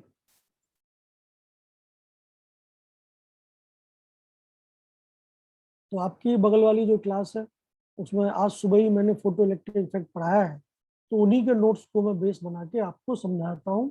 ठीक है, समझ में नहीं आएगा मैं फिर से बना के दिखा दूंगा, लेकिन अभी क्योंकि अपने पास समय बचा है 25 मिनट्स, और 25 मिनट्स में वो बनाऊंगा मैं तो नहीं हो पाएगा।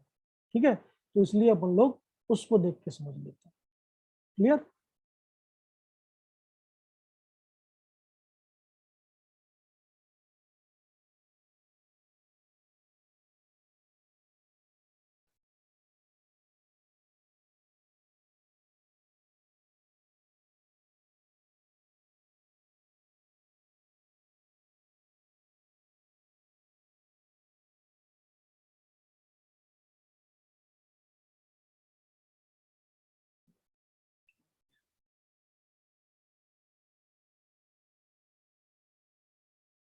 CPS B section A।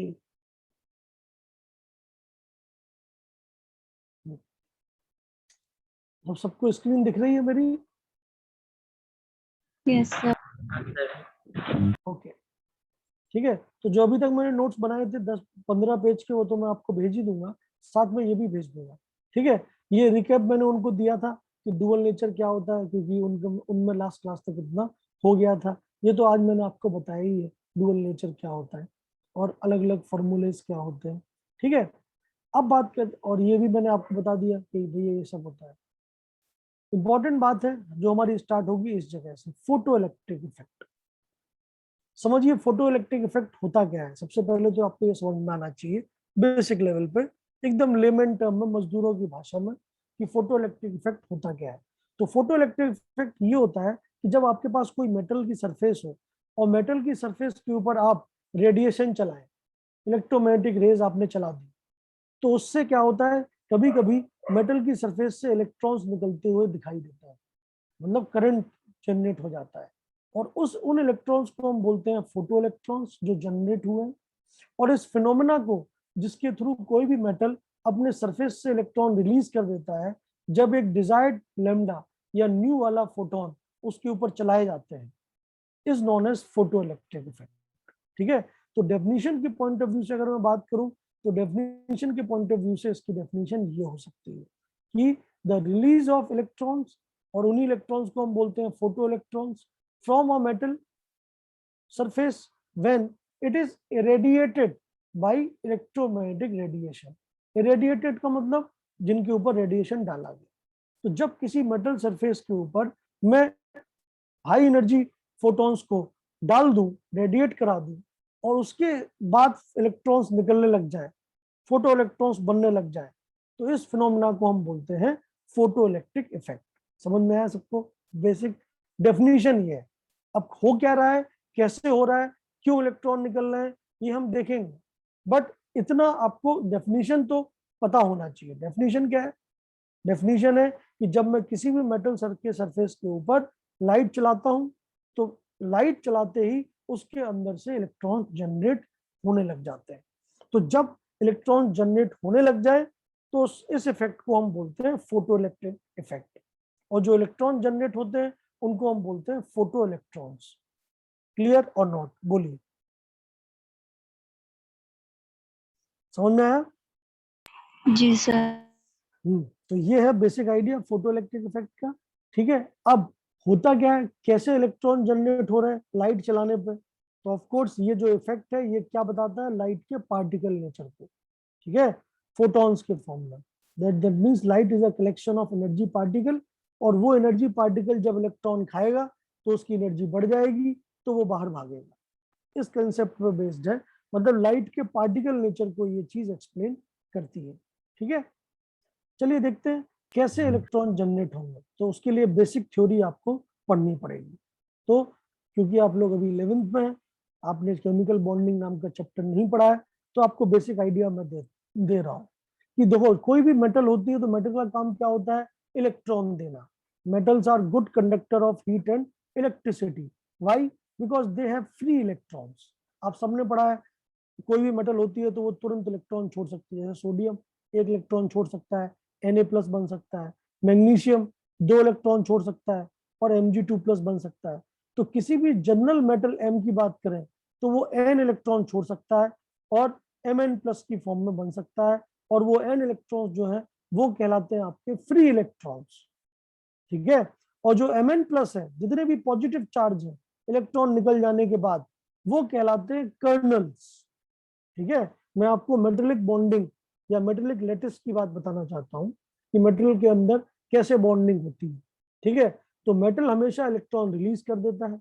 Electron release अगर आप करेंगे तो आपके मुंडी पे चार्ज क्या आएगा? प्लस। तो वो सारे प्लस को हम बोलते हैं कर्नल। कर्नल नाम है, ठीक है, ये आर्मी वाला कर्नल नहीं है। ठीक है, ये आपको याद रखना पड़ेगा। तो जो पॉजिटिव चार्ज बचा वो है कर्नल।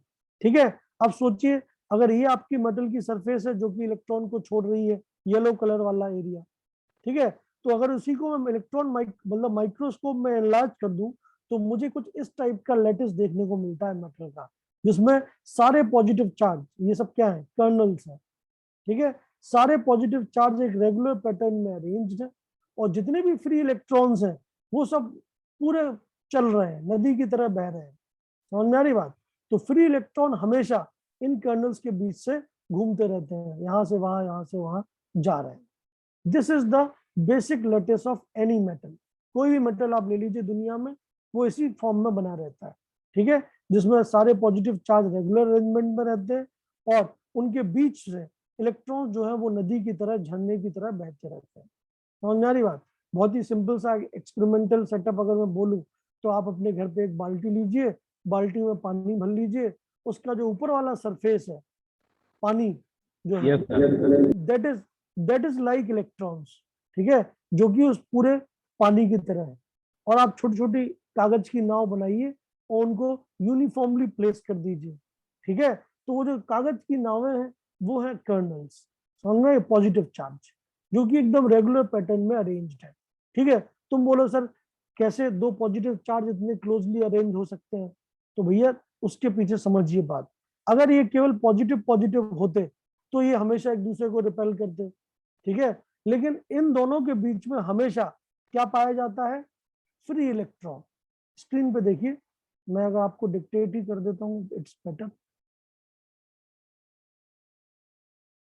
आप सोचिए अगर मैं केवल पॉजिटिव पॉजिटिव चार्ज की बात करूं तो ये पॉजिटिव चार्ज और ये पॉजिटिव चार्ज तो हमेशा एक दूसरे को रिपेल करेगा, नो डाउट।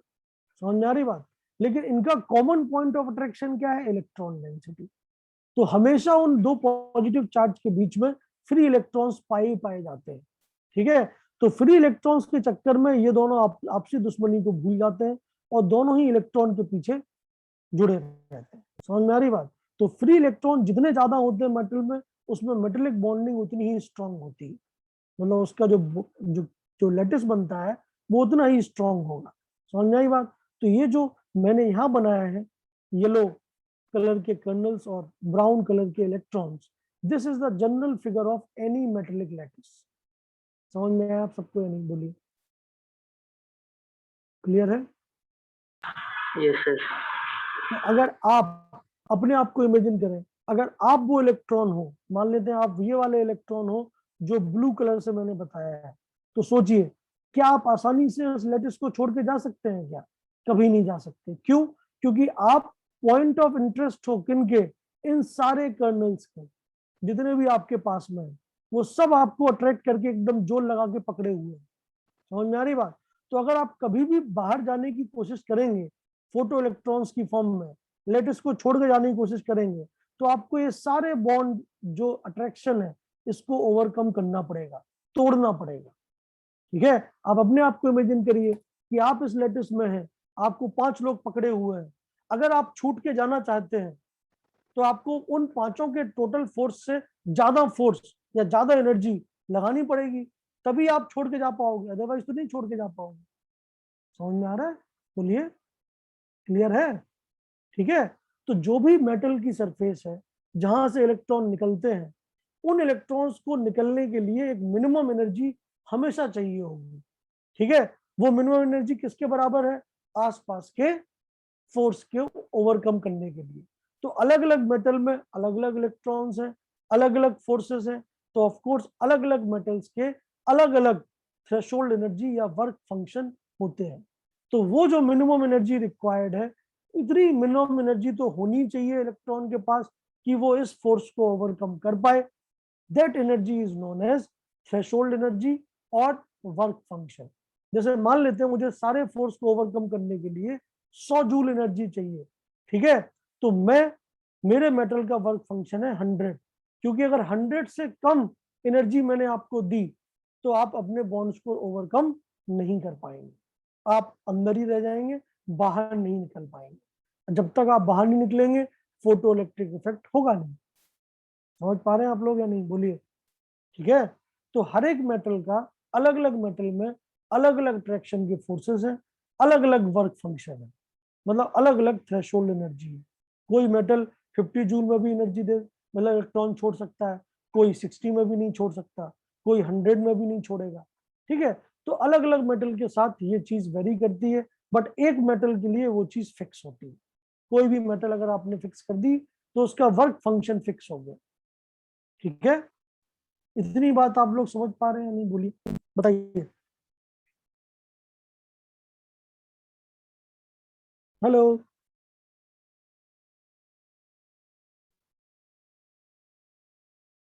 अरे बोलिए। Yes sir, yes sir. ठीक है, चलिए। सो ये है बेसिक आइडिया मेटेलिक बॉन्डिंग का। ठीक है, जब आपको ये आइडिया समझ में आ गया तो अब आपको क्लियर है कि इलेक्ट्रॉन कब निकल सकता है। तो इलेक्ट्रॉन तभी निकल सकता है जब वो इस इतने फोर्सेस, इन सब अट्रैक्शन के फोर्सेस को ओवरकम कर पाए, तभी वो फोटो इलेक्ट्रॉन की फॉर्म में बाहर निकलेगा। तो आप समझिए वापस से, तो वापस से हो क्या रहा है, जब मैं इस मेटल की सरफेस के ऊपर एनर्जी दे रहा हूं इलेक्ट्रोमैग्नेटिक रेडिएशन की फॉर्म में, तो energy can neither be created not be destroyed, ये बात तो पक्की है, कंजर्व होता है। तो जितनी भी एनर्जी आपका फोटोन लेके आ रहा है वो दो काम में वो एनर्जी को, और वो उस फोटोन को इस इलेक्ट्रॉन ने खा लिया, एब्जॉर्ब कर लिया। तो अब इलेक्ट्रॉन उस एनर्जी को दो जगह पे अप्लाई कर सकता है। एक तो वर्क फंक्शन, मतलब थ्रेशोल्ड एनर्जी, ताकि वो अट्रैक्शन को ओवरकम कर पाए और फ्री हो जाए अपने लैटिस से। ठीक है, अगर उसके बाद भी एनर्जी बचती है तो फिर वो एनर्जी किस फॉर्म में रिलीज होगी, उस इलेक्ट्रॉन की, जो इलेक्ट्रॉन निकला है उसकी काइनेटिक एनर्जी की फॉर्म में, के काइनेटिक एनर्जी। समझ में आ रही बात? थोड़ा डिस्कशन वर्क फंक्शन पे जरूर करिए। हमेशा जो भी सरफेस आपको गिवन होता है उस सरफेस का हमेशा डिफाइन होता है एक चीज, जो कि मैं यहाँ पर जरूर लिख रहा हूं, आप देखिए। तो जो भी मेटल का सरफेस है, जैसे कोई भी मेटल डिफाइंड है तो उसके सरफेस के साथ हमेशा न्यू नोट और लेमडा नोट नाम की चीज लिखी रहती है। न्यू नोट कहलाती है क्या, threshold frequency, and lambda note कहलाती है क्या, थ्रेशोल्ड वेवलेंथ। ठीक है, ये थ्रेशोल्ड फ्रीक्वेंसी या थ्रेशोल्ड वेवलेंथ किसके करस्पॉन्डिंग है, वर्क फंक्शन के। दैट मींस इतनी एनर्जी तो मेरे को चाहिए है, तभी मेरा इलेक्ट्रॉन छूट पाएगा, तभी मेरा इलेक्ट्रॉन लैटिस से बाहर निकल पाएगा। समझ में आ रही बात? तो हमेशा न्यू नॉट अगर आपका थ्रेशोल्ड फ्रीक्वेंसी है, लेमडा नॉट अगर आपके सरफेस का थ्रेशोल्ड वेवलेंथ है, तो वर्क फंक्शन की फॉर्म में वो एच न्यू नॉट या H C by lambda naught की फॉर्म में देखा जा सकता है। समझ में आ रही बात? लेकिन ये बात कभी नहीं बदलेगी कि एनर्जी ऑफ फोटोन, जो फोटोन मैंने खाया, जैसे मैं इलेक्ट्रॉन हूं, मैंने 150 जूल का फोटोन खा लिया, मेरा वर्क फंक्शन 100 जूल है, तो मेरी काइनेटिक एनर्जी जो इलेक्ट्रॉन निकलेगा वो कितनी होगी, 50 जूल, क्योंकि energy can neither be created not be destroyed. अगर एनर्जी ऑफ फोटोन 150 है, वर्क फंक्शन 100 है, तो ये चीज 50 होगी। समझ में आ रही बात? ठीक है, लेकिन अब सोचिए वर्क फंक्शन 100 है और मैंने एनर्जी ऑफ फोटोन दी 80, तो क्या ये फोटो इलेक्ट्रिक इफेक्ट देखने को मिलेगा आपको, बोलिए? अगर आपको अपने लैटिस से छूटने के लिए चाहिए 100, लेकिन आपको फोटोन में दे रहा हूं 80 का, तो क्या आप छूट पाएंगे अपने लैटिस से, बोलिए? No sir. नहीं छूट पाएंगे, मतलब फोटो इलेक्ट्रिक इफेक्ट नहीं हो पाएगा। तो फोटो इलेक्ट्रिक इफेक्ट दिखाने के लिए कम से कम एनर्जी का फोटोन तो हमें चाहिए। तो उस कम से कम एनर्जी के फोटोन के बराबर जो वेवलेंथ है उसको हम बोलते हैं थ्रेशोल्ड वेवलेंथ, लैम्डा नॉट। और कम से कम एनर्जी के बराबर की जो फ्रिक्वेंसी है फोटोन की, उस फ्रिक्वेंसी को हम बोलते हैं threshold frequency, represented by new not. ठीक है, समझ में आ रही बात? So this is the basic idea of the energy conservation which is followed during photoelectric effect. चलिए आगे समझिए। मैं फिर से एक चीज समझाऊंगा। तो कंडीशंस क्या है फोटो इलेक्ट्रिक इफेक्ट की? अगर फोटो इलेक्ट्रिक इफेक्ट होना है तो ये बात पक्की है कि जो एनर्जी आनी चाहिए फोटोन की, एनर्जी ऑफ फोटोन जो कि हम डाल रहे हैं, that should always be greater than equal to work function. समझ में आ रही बात? दैट मीन्स अगर मेरा मेटल सरफेस का वर्क फंक्शन 100 है तो कम से कम 100 एनर्जी का फोटोन तो मेरे को डालना ही पड़ेगा। जैसे ही मैं 100 का डालूंगा तो मेरा फोटोन जस्ट रिलीज, मतलब मेरा इलेक्ट्रॉन जस्ट रिलीज होगा। समझ में आई बात? उसमें कोई काइनेटिक एनर्जी नहीं होगी। लेकिन अगर मैंने 100 से कम का डाला तो कोई फोटोन, कोई इलेक्ट्रॉन रिलीज नहीं होगा। अगर मैंने 100 से ज्यादा का डाला तो 100 में वो रिलीज हो जाएगा, और जितना भी ज्यादा है वो उसकी काइनेटिक एनर्जी की फॉर्म में आएगा, क्योंकि एनर्जी इज ऑलवेज कंजर्व। अगर मैंने 110 का डाला, 150 का डाल दिया, तो 100 तो लग गया उसको छुड़ाने में, और तो 50 जो होगा वो उसकी एनर्जी की फॉर्म में है। समझ में आ रही बात? बोलिए, क्लियर है? नो सर, हाँ? अच्छे से नहीं आ सर। अरे भाई देखो, सीधी सी बात है, तुम अपने आप को इलेक्ट्रॉन मान लो, ठीक है? तुम मेटल के अंदर घुसे हुए हो, मेटल के लैटिस में फंसे हुए हो, तुम हो इलेक्ट्रॉन, तुमको बहुत सारे कर्नल्स ने पकड़ रखा है, ठीक? मान सकते हो अबू जफर जी, ठीक है? इमेजिन हाँ करो सर। एक ऐसी दुनिया है, तुम मेटल की सरफेस के अंदर के एक इलेक्ट्रॉन है, ठीक है? तुमको कर्नल्स ने एकदम जकड़ रखा है, ठीक है? तुमने मुंह खोला, तुम्हारे मुंह में एक फोटोन घुस गया, ठीक है? तुम्हें एनर्जी मिली, ठीक है? अब अगर वो एनर्जी इतनी है कि वो आपके इस जो आपको जकड़ रखा है उस जकड़न को ओवरकम कर पाए, तभी आप बाहर निकल पाओगे। बोलिए, हाँ सर। है कि नहीं? अगर वो उससे कम एनर्जी हुई, मतलब जकड़न से रिलीज होने में आपको जो एनर्जी लग रही, मान लेते 100 है, और वो 100 से कम एनर्जी आपके मुंह में गई, तो ऑफकोर्स आप नहीं निकल पाएंगे। यही मैं आपको बता रहा हूँ। लेकिन अगर 100 से ज्यादा एनर्जी आपके मुंह में गई तो आप 100 तो खर्च कर दोगे इन सब बॉन्ड्स को तोड़ने में और बाहर निकल आओगे, और जो एक्स्ट्रा एनर्जी है उससे आप दौड़ोगे, खत्म। इतनी सी तो बात है। समझ पा रहे हैं या नहीं समझ पा रहे हैं? हाँ बोलिए। सर, हाँ, आगे है सर, समझ में आ इतनी गया। सी बात है। तो जब भी आप समझ में ना आए, अपने आप को मानिए ना भाई, क्योंकि सब कुछ जो चीजें हो रही हैं वो आपके लिए हो रही है, सीधी बात, ठीक है? आप बन जाइए इलेक्ट्रॉन, आप फोटोन खा के देखिए, ठीक है? अगर मान लेते जकड़न मतलब वर्क फंक्शन, ठीक है? अगर मैं वर्क फंक्शन से कम एनर्जी का फोटोन खाता हूं तो मैं कभी नहीं छूट पाऊंगा, फोटो इलेक्ट्रिक इफेक्ट होगा ही नहीं। तो मेरे ऊपर बाउंडेशन क्या है कि मुझे कम से कम इतनी एनर्जी का फोटोन खाना है जो वर्क फंक्शन से कम बराबर हो या उससे ज्यादा हो। अब समझ में आया? ठीक। सर। सो अगर मैं वर्क फंक्शन को लेमडा या न्यू की टर्म्स में लिखूं तो मैं वही लिख रहा हूं, डिस्कशन ओवर वर्क फंक्शन। तो आप देखिए, अगर ये मेटल है और आपको जस्ट रिलीज कराने के लिए जब जो आपको जकड़ रखा है इलेक्ट्रॉन को कर्नल्स ने, जस्ट उसको हटाने के लिए जितनी एनर्जी चाहिए, that is known as work function. So work function is defined as the minimum energy required by metal M to just release a photoelectron. समझ में आ रही बात? तो कम से कम इतनी एनर्जी तो हमें चाहिए। इस एनर्जी के करस्पॉन्डिंग जो फ्रिक्वेंसी आएगी that is known as nu naught, जो वेवलेंथ आएगी that is known as lambda naught. So work function is defined as H nu naught और H C by lambda naught, ठीक है? अगर मैं न्यू नॉट और लैम्डा नॉट के comparison में कंडीशंस की बात करूं कि कब फोटो इलेक्ट्रिक इफेक्ट होगा, तो अगेन कंडीशन तो वही है कि energy of photon should be greater then what, work function. तो अगर मेरे फोटोन की फ्रिक्वेंसी न्यू है और मेरा थ्रेशोल्ड फ्रिक्वेंसी न्यू नॉट है, तो मैं ऐसे लिख सकता हूँ energy of photon H new should always be greater than work function h nu naught. That means frequency of the photon should always be greater than threshold frequency. This is the condition for photoelectric effect. ठीक है? Similarly अगर मैं lambda की terms में निकालूं तो energy of photon should be greater than work function, this is the general condition. Energy of photon lambda की terms में आएगा एस सी बाई लेमडा, और वर्क फंक्शन की टर्म्स में आएगा S C by lambda naught. तो आएगा lambda जो आपके फोटोन की है wavelength, that should be less than what, the threshold wavelength, ठीक है? So these are the condition in terms of threshold frequency and threshold wavelength. Threshold frequency और threshold wavelength किसके बेसिस पे डिफाइन होती है? वर्क फंक्शन के basis पे। समझ में आई बात? बोलिए, क्लियर है? तो अगर कोई आपसे बोले कि मेरी जो थ्रेशोल्ड फ्रीक्वेंसी है वो है 100, बताओ कितनी फ्रीक्वेंसी का फोटोन चलाने पे फोटो इलेक्ट्रिक इफेक्ट होगा? तो कम से कम 100 का चलाना पड़ेगा। 100 से ज्यादा का चलाओगे तो बढ़िया होगा, 100 से कम का चलाओगे नहीं होगा। अगर मैं बोलूं कि मेरे मतलब मेटल सरफेस का जो थ्रेशोल्ड वेवलेंथ है वो है 100, तो बताइए कितनी वेवलेंथ का फोटोन चलाना पड़ेगा? तो 100 से कम का चलाना पड़ेगा। 100 से ज्यादा का चलाओगे तो भैया एनर्जी कम है, वो इलेक्ट्रॉन नहीं निकल पाएगा। ठीक है, बोलिए। ओके, आगे बढ़े, चलिए।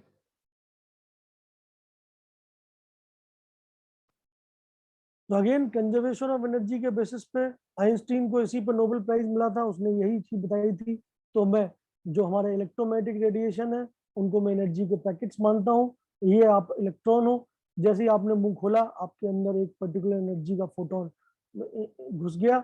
उस एनर्जी का इस्तेमाल आप दो कामों में करोगे। पहला काम जकड़न दूर करने में, मतलब वर्क फंक्शन के बराबर एनर्जी आपको खर्च करनी पड़ेगी, तब जाके आप सारे बॉन्ड्स को तोड़ते हुए बाहर निकलोगे। और इसके अलावा जो एक्स्ट्रा एनर्जी है उसको आप काइनेटिक एनर्जी की फॉर्म में क्या करोगे? निकाल लोगे। तो total energy of photon is equal to work function plus kinetic energy of photoelectron. That means H nu energy लेके आप आए, उसमें से एच न्यू नॉट आपको रिलीज कराने में लग गया और हाफ एम वी स्क्वायर आपकी काइनेटिक एनर्जी होगी। दैट मीन्स अगर जो इक्वेशन है पहली न्यू की टर्म्स में वो हो जाएगी एच ब्रैकेट में nu minus nu naught is equal to half M V square and that is equal to kinetic energy. अगर मैं लेमडा की टर्म्स में करता हूँ तो एनर्जी कितनी लेके आए आप? Photon H C by lambda, उसमें से कितना वर्क फंक्शन में लग गया? H C by lambda naught, और ये आपकी kinetic energy. So these are the two most general formulas for photoelectric effect. समझ में आया? बोलिए, क्लियर है? ठीक, तो एनर्जी कंजर्वेशन ही है। बस मैं जैसे मैंने आपको पहले भी समझाया कि अगर मान लेते हैं 100 आपका वर्क फंक्शन है, 150 का फोटोन आया, तो 100 तो आपका लग गया वर्क फंक्शन में, 50 आपकी काइनेटिक एनर्जी है। तो वही है, कितने का फोटोन आया, अगर लेमडा या न्यू उसकी वेवलेंथ या फ्रिक्वेंसी है, तो न्यू की टर्म्स में कितने एनर्जी का आप लेके आए? H new. कितनी एनर्जी मतलब लेटिस को तोड़ने में लग गई? H nu naught. तो रिमेनिंग एनर्जी का क्या होगी आपकी? Kinetic energy. ठीक है, बोलिए।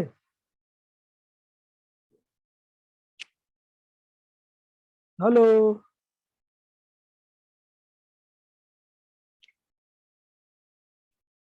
अरे भैया कोई तो कुछ बोले। अरे भैया समझ में आया? क्या मजाक चल रहा है? बोलना पड़ेगा रे, बोलो। Yes sir. भैया तुम लोग नींद आने लग गया है, क्या कर रहे हो तुम लोग? बोलते ही नहीं हो। एनीवे, सो ये चीज आप लोग जरूर पढ़िएगा, ये सब लिखा होगा आपके नोट्स में, ठीक है, जो आपको मैंने दिए। एनीवे, अब क्या होता है, कभी कभी क्या होता है कि आप काइनेटिक एनर्जी को इलेक्ट्रोस्टैटिक पोटेंशियल एनर्जी में भी चेंज कर सकते हो। सेम सेम तरीके से, जैसे आप जैसे रिलीज हुए, आपको रिलीज हुए, आप चार्ज पार्टिकल हो, मैं आपको इलेक्ट्रिक फील्ड लगा के रिपेल करने लग जाऊं, तो एक ऐसा टाइम जरूर आएगा, ऐसा वोल्टेज या पोटेंशियल डिफरेंस जरूर होगा जब आपकी काइनेटिक एनर्जी पूरी तरीके से इलेक्ट्रोस्टैटिक फोर्स से रिपेल हो जाएगी, जीरो हो जाएगी। अगर मैं उस तरीके से इस एक्सपेरिमेंट को कराऊं, तो वापस चलते हैं पहले दिन जब हम लोग पहली बार मिले थे। सोचिए, पहली बार जब मिले थे तो हमने एक ऐसा एक्सपेरिमेंट किया था जिसको हमने बोला था कैथोड रे ट्यूब एक्सपेरिमेंट, बोला था या नहीं? ठीक है, तो अब उसी एक्सपेरिमेंट को हम थोड़ा चेंज कर देते हैं।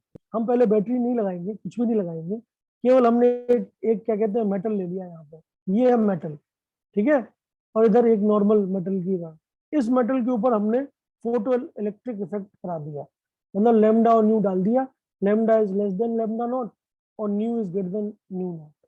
तो क्या होगा, जिस मेटल की मैंने इलेक्ट्रोड बनाई है उससे इलेक्ट्रॉन रिलीज होंगे और नो डाउट वो इलेक्ट्रॉन में क्या होगी, काइनेटिक एनर्जी होगी। ठीक है, अब मैं क्या करता हूँ, मैं तुरंत इसको बैटरी से जोड़ देता हूँ। तो जिस जगह पे वो मेटल है उसको मैंने पॉजिटिव इलेक्ट्रोड बना दिया और उसके सामने वाली इलेक्ट्रोड को मैंने नेगेटिव इलेक्ट्रोड बना दिया।